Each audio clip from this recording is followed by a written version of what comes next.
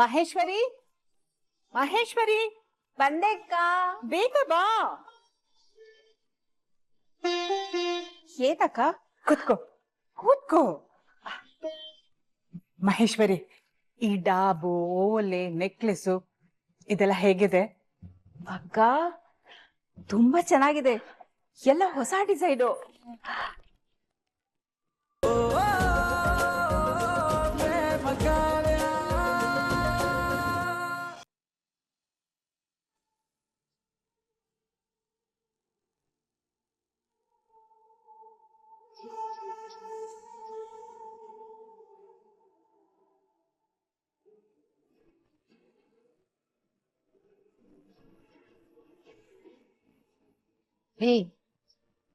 ಯಾಕ್ರಿ ಏನು ತಿಂದೆಲ್ಲ ಏನ್ ಯೋಚನೆ ಮಾಡ್ತಾ ಇದ್ದೀರಾ? ಏನಿಲ್ಲ ಕಡೆ, ಪ್ರೇಮ ಮದುವೆ ಆಗಿ ಗಡ್ಡದ ಮನೆಗೆ ಹೋಗ್ಬಿಟ್ರೆ ಇಡೀ ಮನೆ ಬಣ ಬಣ ಅನ್ಸುತ್ತೆ. ಕಾವ್ಯನ ಕೆಲ್ಸಕ್ಕೆ ಅಂತ ಬೆಂಗಳೂರು ಸೇರ್ಕೋತಾಳೆ. ಆ ಮನೆಗೆ ನಾವಿಬ್ರೆ ಆಗ್ಬಿಡ್ತೀವಿ. ಅದೆಲ್ಲ ನೆನೆಸ್ಕೊಂಡ್ರೆ ಮನ್ಸಿಗೆ ತುಂಬಾ ಭಾರ ಆಗುತ್ತೆ. ನೋಡ್ರಿ, ನೀವೇನು ಯೋಚನೆ ಮಾಡ್ಬೇಡಿ. ಪ್ರೇಮ ಏನ್ ದೂರ ಹೋಗ್ತಿದ್ದಾಳ? ಪಕ್ಕದೂರ್ಗೆ ತಾನೆ. ನಮಗ್ ಬೇಕು ಅಂತಂದಾಗ ನಾವ್ ಹೋಗಿ ಅವಳನ್ನ ನೋಡ್ಕೊಂಡ್ ಬರ್ಬೋದು. ಅವಳು ಅಷ್ಟೇ, ಅವಳಗ್ ಅನ್ಸ್ದಾಗ ಅವಳು ನಮ್ಮನ್ನ ನೋಡಕ್ ಬರ್ಬೋದು. ನೀವೀಗೇನು ಯೋಚನೆ ಮಾಡ್ತಿರಂಗೆ ತಿಂಡಿ ತಿನ್ನಿ.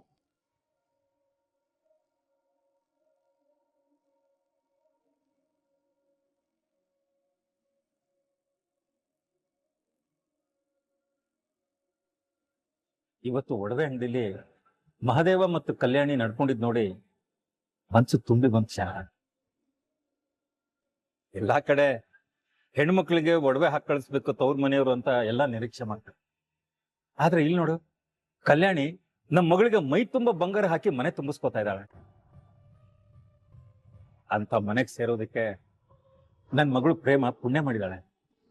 ನೀವ್ ಹೇಳೋದು ನಿಜ. ಅವ್ರು ನಮ್ ಪ್ರೇಮನ ಮಹಾರಾಣಿ ತರ ನೋಡ್ಕೊಂತಾರೆ. ಅದ್ರಲ್ಲಿ ಯಾವ್ದೇ ಅನುಮಾನನೂ ಇಲ್ಲ. ನೋಡ್ಕೊಳ್ದೆ ಇನ್ನೇನ್ ಮಾಡ್ತಾರೆ?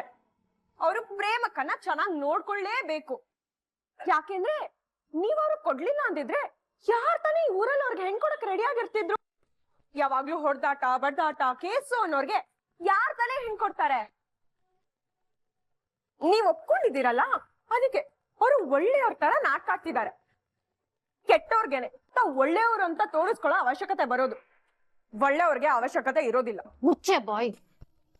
ನಿಂಗ ಅವ್ರ ಬಗ್ಗೆ ಏನ್ ಗೊತ್ತು ಅಂತ ನೀನ್ ಈ ರೀತಿ ಮಾತಾಡ್ತಿದ್ಯಾ? ನಾವ್ ಕಷ್ಟ ಕಾಲದಲ್ಲಿದ್ದಾಗ ನಮಗ್ ಸಹಾಯ ಮಾಡಿದ್ದೆ ಅವ್ರು ನಮಗ್ ಸಹಾಯ ಮಾಡಿದ್ರಿಂದಲೇ ಇವತ್ತು ನೀನ್ ಇಷ್ಟು ಒಳ್ಳೆ ಹೋಟೆಲ್ ಕುತ್ಕೊಂಡು ತಿಂತಾ ಇರೋದು. ಏನು ಗೊತ್ತಿಲ್ದಿರಂಗೆ ಏನೇನೋ ಮಾತಾಡ್ಬೇಡ ಕಾವ್ಯ. ನಾನ್ ಸತ್ಯನೇ ಮಾತಾಡ್ತಿದೀನಿ ಅಮ್ಮ. ನಿಮ್ಗೆ ಇವಾಗ ಅರ್ಥ ಆಗೋದಿಲ್ಲ. ಅಕ್ಕ ಒಂದಿನ ಕಣ್ಣೀರ್ ಹಾಕೊಂಡು ನಿಮ್ ಮುಂದೆ ಬಂದು ನಿಂತ್ಕೋತಾಳಲ್ಲ, ಅವಾಗ ಅರ್ಥ ಆಗುತ್ತೆ. ಇಲ್ಲ ಕಾವ್ಯ, ಆ ರೀತಿ ಆಗೋದಕ್ ಸಾಧ್ಯನೇ ಇಲ್ಲ. ಪ್ರೇಮನ್ ಕಣ್ಣಲ್ಲಿ ಕಣ್ಣೀರಲ್ಲ, ಒಂದು ಸಣ್ಣ ಧೂಳು ಬೀಳ್ದೇರಾಗ್ ನೋಡ್ಕೋತಾರೆ. ನೋಡ್ಕೋತಾನೆ. ಆ ಮಹದೇವ್ ತರ ಗಂಡನ್ ಕಟ್ಕೊಂಡು ಯಾರ್ ತಾನೇ ಸುಖವಾಗಿರ್ತಾರೆ? ಮಾತೆತ್ತಿದ್ರೆ ಜಗಳ ಹೊಡೆದಾಟ ಕೇಸು ಅಂತ ಅರ್ಧ ಜೀವನನ ಸ್ಟೇಷನ್ ಅಥವಾ ಕೋರ್ಟಲ್ಲೇ ಕಳಿತಾನೆ. ಇನ್ನ ಮಕ್ಕಳು ಎಲ್ಲಿ ಅಂತ ಟೈಮ್ ಕೊಡ್ತಾನೆ, ಎಲ್ಲಿ ಅಂತ ಚೆನ್ನಾಗಿ ನೋಡ್ಕೋತಾನೆ? ನಿಮ್ ಎಷ್ಟ್ ಹೇಳಿದ್ರು ಅಷ್ಟೇ.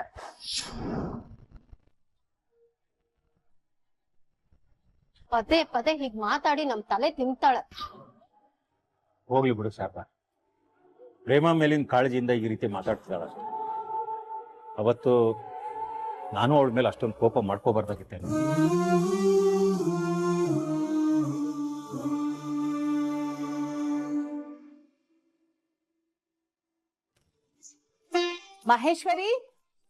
ಮಹೇಶ್ವರಿ ಬಂದೆಕ್ಕ ಬೇಗ ಬಾ.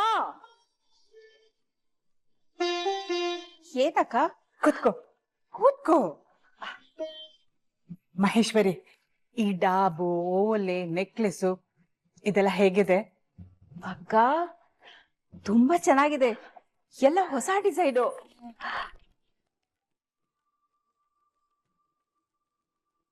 ಯಾರ್ಗಕ್ಕ ಇಷ್ಟೊಂದು ಉಡ್ವೆ? ಇನ್ಯಾರ್ಗೆ? ನನ್ ಸೊಸೆ ಪ್ರೇಮಾಗೆ.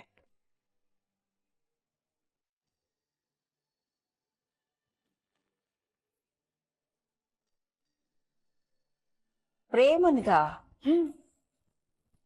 ಅಲ್ಲ ಅಕ್ಕ, ಹುಡುಗಿ ಒಡವೆಗಳನ್ನೆಲ್ಲ ತವ್ರ ಮನೆಯಿಂದಾನೇ ತರಬೇಕಲ್ವಾ? ಅದೇ ತಾನೇ ಪದ್ಧತಿ. ಆ ಪದ್ಧತಿ ಬೇರೆ ಕುಟುಂಬಕ್ಕಿರ್ಬೋದು, ಆದ್ರೆ ನಾನು ನನ್ ಸೊಸೆಗೆ ಬರೋಳಿಗೆ ನಾನೇ ಒಡವೆ ತಗೋತೇನೆ. ಹೌದಾ? ಸರಿ ಅಕ್ಕ, ನೀವು ಮಾಡ್ತಿರೋದನ್ನ ನೋಡಿದ್ರೆ ನಮ್ಮ ಮನೆಗೆ ಬರೋ ಸೊಸೆ ನಾವು ಒಡವೆಲೆ ಮುಳುಗಿಸ್ಬಿಡ್ತೀರಾ ಅನ್ಸುತ್ತೆ. ಕೇಳ್ತೀಯ ಮತ್ತೆ?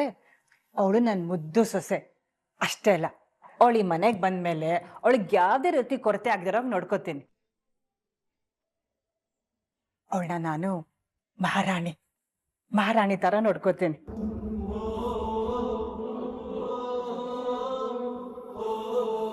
ಹೌದು. ನಾನು ಸುಮ್ಮನೆ ಕೇಳ್ತೀನಿ, ಈ ಅತ್ತೆ ಸೊಸೆ ಮಧ್ಯೆ ಜಗಳ ಏನ್ ಬರಲ್ವಾ? ಆ ಅವಕಾಶನೇ ಕೊಡಲ್ಲ ನಾನು. ಒಂದ್ ಮಾತು ನಾನು ಅನ್ಸ್ಕೊಂಡ್ರು ಪರವಾಗಿಲ್ಲ, ಅವಳಿಗೆ ಮಾತ್ರ ಯಾವ್ದೇ ರೀತಿ ತೊಂದರೆ ಆಗದಿರೋ ಹಾಗೆ ನಾನು ನೋಡ್ಕೋತೇನೆ. ಈ ಮನೇಲಿ ಅವಳು ಹೇಗಿಷ್ಟನೋ ಹಾಗಿರ್ಬೋದು, ಎಲ್ಲ ರೀತಿ ಸ್ವಾತಂತ್ರ್ಯನೂ ಇರತ್ತೆ ಅವಳಿಗೆ. ಓಹೋ, ಹಂಗೆ.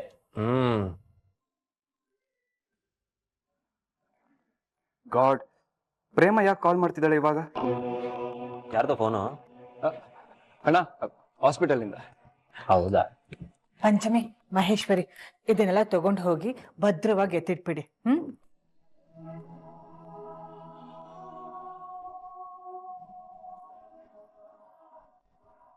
ಅಮ್ಮ, ಈ ಸತ್ಯನಾರಾಯಣ ಮಾಮ ಒಬ್ಬ ಮಗಳನ್ನೇನೋ ಶಾಂತವಾಗಿ ಬೆಳೆಸೋರೆ, ಆದ್ರೆ ಇನ್ನೊಬ್ಳೇನಮ್ಮ ಮುಖದಲ್ಲಿ ಯಾವಾಗ್ಲೂ 3/4 kg ಕೋಪ ಇಟ್ಕೊಂಡು ಒಳ್ಳೆ ಭದ್ರಕಾಳಿ ತರ ಆಡ್ತಾ ಇರ್ತಾಳೆ. ಯಾಕೋ ಹಾಗಂತ್ಯ? ಮತ್ತಿನೇನಮ್ಮ, ನೀನೇ ನೋಡಿಲ್ವಾ ಅವಳು ಆಡಿದ ರೀತಿನ ಒಡವೆ ಅಂಗಡಿದೆ. ನಿಜ ಹೇಳ್ತೀನಿ, ಅವಳು ಯಾವನ್ ಮದ್ವೆ ಆಯ್ತಾನೋ ದಿನ ನರ್ಕ ನೋಡ್ತಾನೆ. ಅವಳ ಜೊತೆ ಬಾಳಕ್ಕಾಗದೆ ಸನ್ಯಾಸಿ ಆಗ್ಬಿಡ್ತಾನೆ ಪಕ್ಕ. ಸಾಕು, ಸುಮ್ನಿರು. ಅವಳಗ ಅನ್ಸದ್ನ ನೇರವಾಗಿ ಹೇಳ್ತಾಳಷ್ಟೆ. ಪಾಪ ಇನ್ನು ಚಿಕ್ಕ ಹುಡುಗಿ ಅಲ್ವಾ, ಹೋಗ್ತಾ ಸರಿ ಹೋಗ್ತಾಳೆ. ಅದು ಅಲ್ದೆ ಅವಳು ಸಿಟಿಲಿ ಓದಿರೋದು, ಇಲ್ಲಿನ ಜನಕ್ಕೆ ಜೀವಕ್ಕೆ ರೂಢಿ ಆಗೋದಕ್ಕೆ ಸ್ವಲ್ಪ ಸಮಯ ಬೇಕು. ವಾ, ಸಿಟಿಲಿ ಓದ್ಬಿಟ್ರೆ 2 ಕೊಂಬನ್ಬಿಡುತ್ತಾ? ಅವಳು ಆಡೋದ್ ನೋಡ್ತಿದ್ರೆ ಯಾವತ್ತೂ ಬದ್ಲಾಗಲ್ಲ ಅನ್ಸುತ್ತೆ. ದೊಡ್ಡವರು ಚಿಕ್ಕವರು ಅನ್ನೋದು ಸ್ವಲ್ಪನೂ ಇಲ್ಲ ಅವಳಿಗೆ. ಲೌರಾಮ್, ಯಾರ್ದು ಫೋನು? ಮಾತಾಡು. ಅಣ್ಣ, ಅದು ಹಾಸ್ಪಿಟಲ್ ಅಣ್ಣ. ಇರು, ನಾ ಮಾತಾಡ್ ಬರ್ತೀನಿ.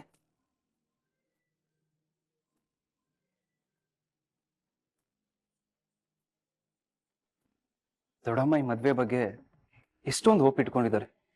ಪ್ರೇಮಗೋಸ್ಕರ ಏನೆಲ್ಲ ಮಾಡ್ತಿದ್ದಾರೆ. ಆದ್ರೆ ಪ್ರೇಮ ಅಣ್ಣನೇ ಆಗಲ್ಲ ಅಂತಿದ್ದಾಳೆ. ಅವಳೇನಾದ್ರೂ ನಿಜ ಹೇಳಿ ಈ ಮದ್ವೆ ನಿಂತೋದ್ರೆ ನೋ, ಹಾಗೆ ಮಾತ್ರ ಆಗ್ಬಾರ್ದು. ಹಾಗೇನಾದ್ರೂ ಆದ್ರೆ ದೊಡ್ಡಮ್ಮನ ಹೃದಯನೇ ಒಡೆದೋಗುತ್ತೆ.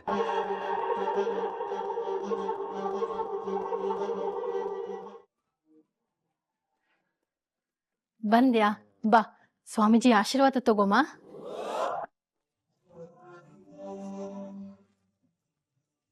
ಆಯುಷ್ಮಾನ್ ಭವ, ದೀರ್ಘಾಯುಷ್ಮಾನ್ ಭವ.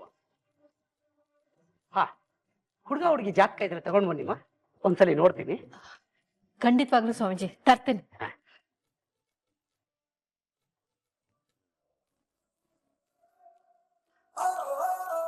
ನೀನ್ ಚಿಂತೆ ಮಾಡ್ಬೇಡಮ್ಮ, ನೀನ್ ಅನ್ಕೊಂಡಂಗೆ ಎಲ್ಲ ಆಗುತ್ತೆ. ಪಟಾಕಿ ನನಗೆಲ್ಲ ಹೇಳ್ ಕಳ್ಸಿದಾನೆ. ಇವಾಗೊಬ್ರು ಬರ್ತಾರೆ, ನಿನ್ ಕಷ್ಟ ಎಲ್ಲ ಪರಿಹಾರ ಮಾಡ್ತಾರೆ. ಈ ಪಟಾಕಿ ಏನ್ ಮಾಡೋದಕ್ಕೆ ಹೊರಟಿದಾನೆ?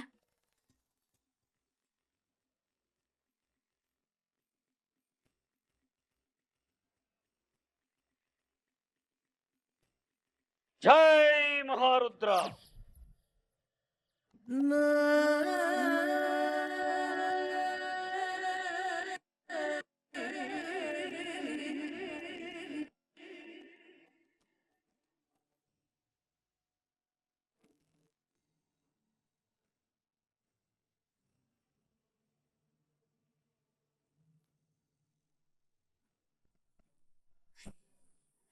ಯಾಕೆ ಸ್ವಾಮಿ, ಏನಾದ್ರೂ ಸಮಸ್ಯೆ ಇದೆಯಾ? ದೊಡ್ಡ ಅನಾಹುತನೇ ಕಾದಿದೆ.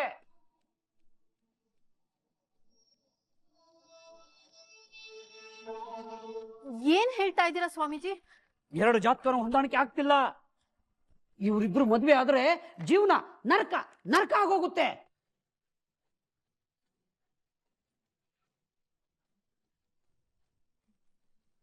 ಓಹೋ, ಪಟಾಕಿನೇ ಬೇಕು ಅಂತ ಈ ಸ್ವಾಮೀಜಿನ ಕಳ್ಸಿರೋದಾ? ಪಾಪ, ಈ ಅಕ್ಕನ ಮೇಲೆ ಅವನಿಗೆ ಎಷ್ಟು ಕಾಳಜಿ. ಸ್ವಾಮಿಗಳೇ, ನೀವೇನ್ ಹೇಳ್ತಿದ್ದೀರಾ? ನಾವ್ ಇನ್ನೊಬ್ರು ದೊಡ್ಡ ಶಾಸ್ತ್ರ ತೋರ್ಸಿದ್ವಿ, ಅವ್ರು 26 ಗುಣ ಹೊಂದುತ್ತೆ ಅಂತ ಹೇಳಿದ್ರು. ಅವ್ರು ಸುಳ್ಳು ಹೇಳಿದಾರೆ ಕಣಮ್ಮ. ಮುಖ ನೋಡಿದ್ರೆ ಮುಂದೆ ಏನಾಗುತ್ತೆ ಅಂತ ಹೇಳೋನ್ ನಾನು. ಇಂಥಲ್ಲಿ ನನ್ನನ್ನು ಬಿಟ್ರೆ ಬೇರೆ ಯಾರು ನಂಬ. ಅಯ್ಯೋ ದೇವ್ರೆ, ನಮ್ ಪ್ರೇಮ ಮಹಾದೇವನ್ ಜೊತೆ ಮದ್ವೆ ಆದ್ರೆ ಅವ್ರ ಜೀವನ ಕಷ್ಟ ಆಗುತ್ತಾ? ಬರೀ ಕಷ್ಟ ಅಲ್ಲ, ಅವರ ಜೀವನ ಕಷ್ಟ ಕೋಟಲಿಗಳಿಂದನೇ ಕೊಳ್ಳುತ್ತೆ.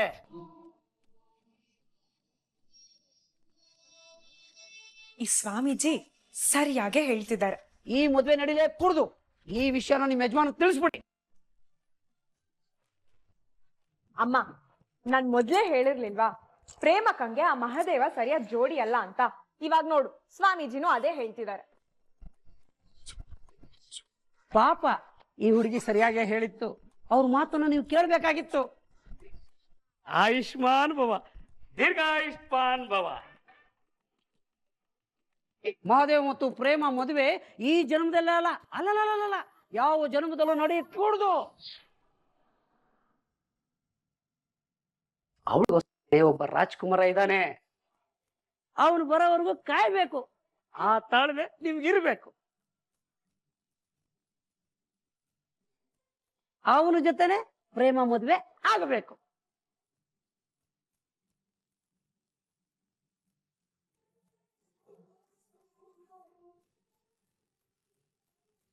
ಪ್ರೇಮ,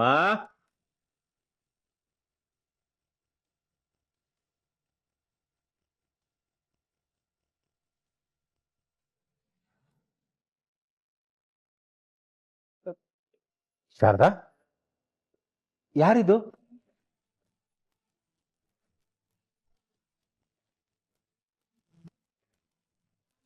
ಏನ್ರಿ ಹೀಗ್ ಕೇಳ್ತಿದ್ದೀರಾ? ನೀವ್ ಹೇಳ್ ಕಳ್ಸಿರೋ ಸ್ವಾಮೀಜಿ ತಾನೆ? ಏನೋ ನಾನ್ ಕಳ್ಸಿದ್ನ? ಹಾಗಂತ ಯಾರು ಹೇಳಿದ್ರು? ಅಯ್ಯೋ, ಸಿಕ್ಕಾಕೊಂಡ್ಬಿಡ್ತೀನ. ಸ್ವಾಮೀಜಿ, ನಾನ್ ಯಾವಾಗ ಕಳಿಸ್ದೆ ನಿಮ್ಮನ್ನ? ಕಳಿಸಿದಿರ? ನನ್ನ ನಿದ್ದೆಲ್ ಬಂದು ಕಳಿಸಿದಿರ?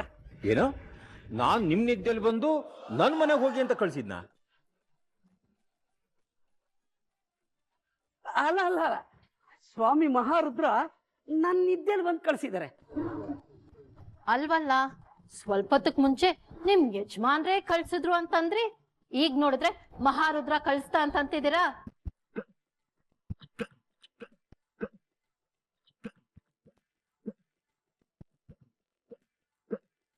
ಇದಕ್ಕೂ ಮುಂಚೆ ನಾನ್ ನಿಮ್ಮನ್ನೆಲ್ಲೋ ನೋಡಿದ್ದೀನಲ್ಲ.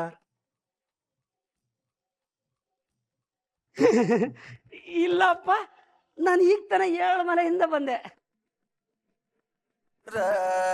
ಅಯ್ಯಯ್ಯೋ, ಪಟಾಕಿ ಹಾಕಿರೋ ಪ್ಲಾನು ಉಲ್ಟಾ ಆಗೋ ತರ ಇದೆ. ನಾನು ಯಾರು ಅಂತ ಕಂಡಿಡಿಯಕ್ ಮುಂಚೆ ಇಲ್ಲಿಂದ ಓಡೋಗ್ಬಿಡ್ಬೇಕು. ಸರಿ, ಪ್ರಯಾಣಕ್ಕೆ ತಡ ಆಗುತ್ತೆ. ಜೈ ಮಹಾರುದ್ರ, ಜೈ.